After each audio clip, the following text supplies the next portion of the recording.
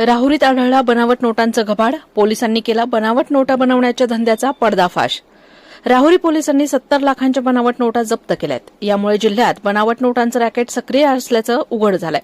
राहुरी ठाण्याचे पोलीस निरीक्षक संजय ठेंगे यांना गोपनीय माहिती मिळाली होती की 3 इसम हे काळ्या रंगाची होंडा शाईन मोटरसायकल घेऊन अहिल्यानगरकडून राहुरीकडे भारतीय चलनाच्या नकली नोटा कब्जात बाळगून येत आहेत.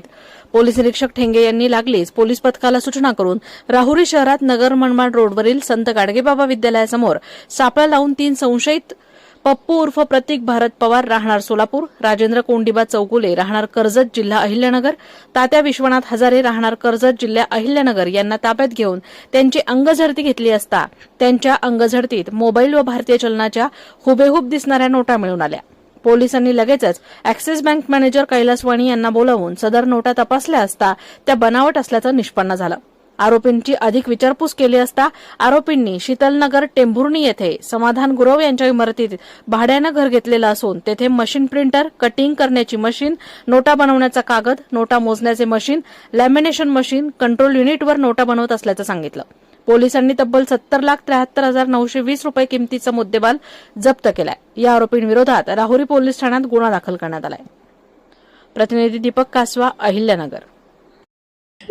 काल दिनांक 28 जून रोजी रात्री पेट्रोलिंग करत असताना राहुरी पोलीस ठाण्याचे पोलीस इन्स्पेक्टर श्री ठांगे आणि त्यांची टीम त्यांना माहिती मिळाली की मोटरसायकलवरती कोणी संशयित 3 जण येत आहेत आणि त्यांच्याकडे काही बनावट नोटा असण्याची शक्यता आहे.